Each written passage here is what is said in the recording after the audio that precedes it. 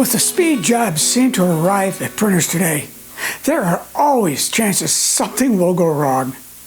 You know, unlike years ago, printers had time to produce jobs, but today, timing is everything. Also today, in the graphic arts industry, there's a lot more software available for everyone to use to create work. So it is critical that every person using these tools, meaning applications or special hardware, know the workflow and how it will relate with the print house they may be using, no matter how big or how small a job is, or whether the job is offset, digital, etc. Hi, I'm Jim Carr, Sylvamo's paper professor, with some tips in what to look for to ensure your files are print ready. A recent survey by Small Business Genius on direct mail indicated B2B companies allocate 18% of their overall marketing budget to print projects. This signals that companies see great potential value in print media.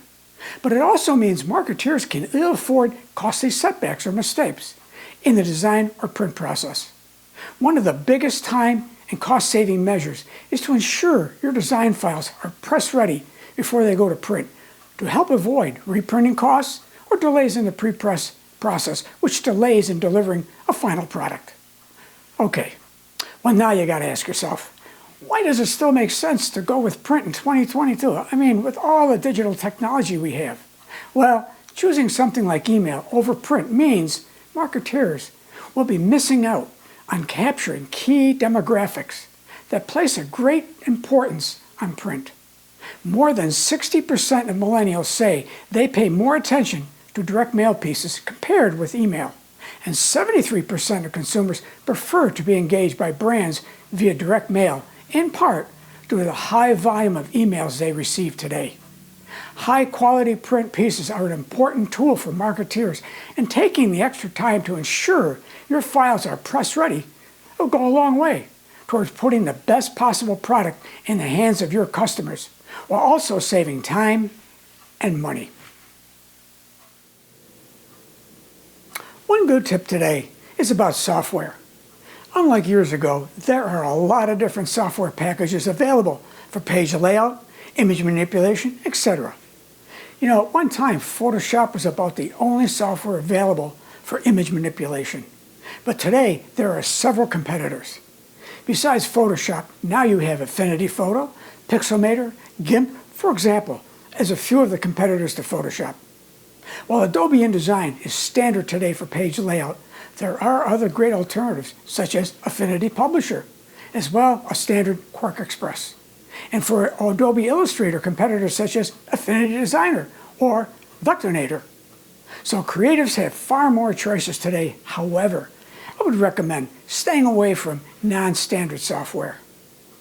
The most things creatives can do is make sure you are using software that the print house also uses or has available. If a printer doesn't have the same software, much of the competitive software will allow you to save your files in another format that the printer can use. But always check with the print house you are using first. Make sure the software you are using is not necessarily hardware specific, meaning it only works on a Mac or not a PC, and vice versa. Usually this isn't really an issue, however, today, like it used to be, as most print houses work in both the Mac and PC environment. And most software will import files that were created on PCs or Macs. The worst would be is to lay out a job in an application the printer doesn't have, which would cause a delay in your job. I bring this up as there are a lot of small creative houses or independent creatives that don't really want to pay the subscription fees of Adobe. Well, you've put your creativity to work and designed a print piece that will engage, delight, and inform. And now you're ready to go to press. But are you really ready to print?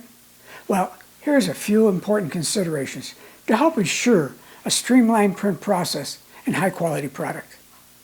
As I mentioned earlier, making sure the software you are using to create your project, your print provider also has as well.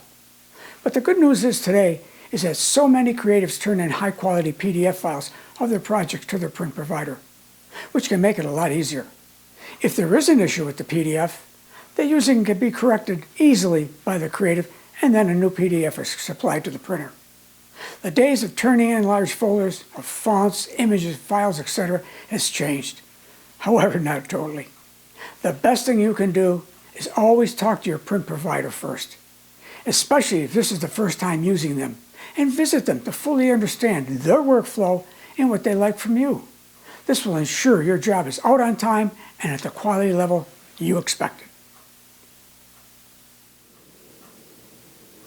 Also, make sure to use high-resolution images with at least 300 ppi, that's pixels per inch. Some will just call us dots per inch or DPI, but that's a print output device term. This will ensure any photos used in your print piece are crisp and clean, not blurry or pixelated.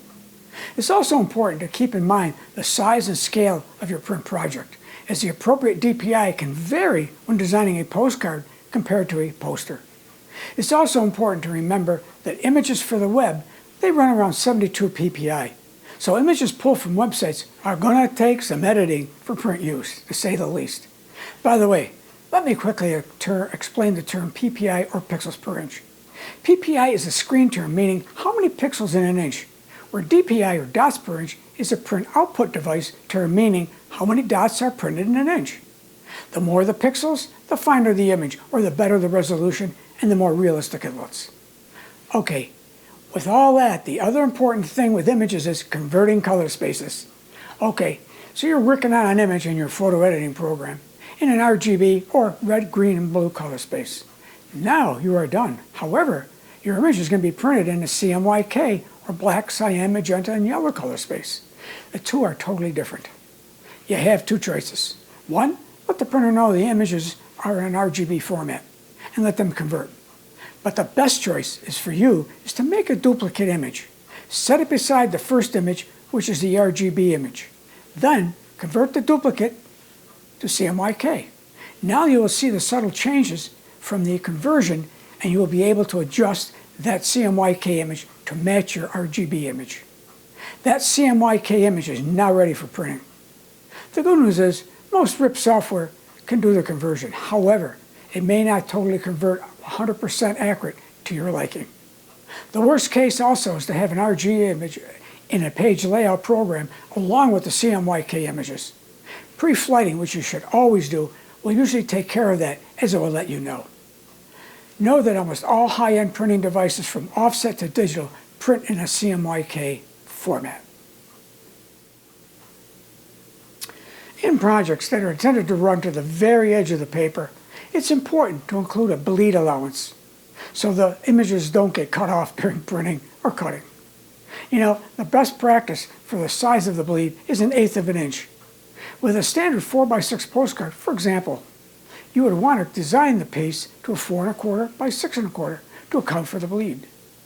If turning in a PDF file, Adobe PDF will ensure you have the right bleed, as you actually can set it there if you didn't in your page layout program.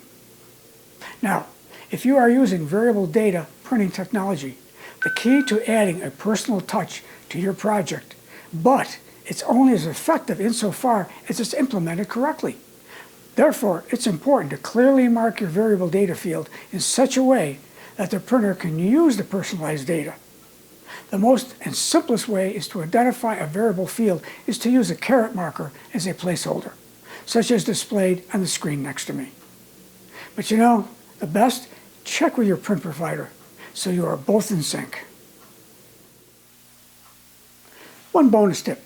In general, when printing accent opaque, Williamsburg offset, and other uncoated offset papers, 270% total ink coverage should be the maximum when printing offset. For coated papers, 300% should be the maximum, also when printing offset. Now, printing digital will be different depending upon the equipment. The best advice is to check with your print provider, since different devices will require different amounts.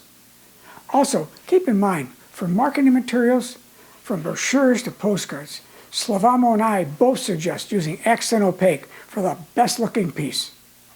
Well, I hope this gives you, especially you newer creative folks or in-house creatives, some good tips to get your files or PDFs to your printer with no issues.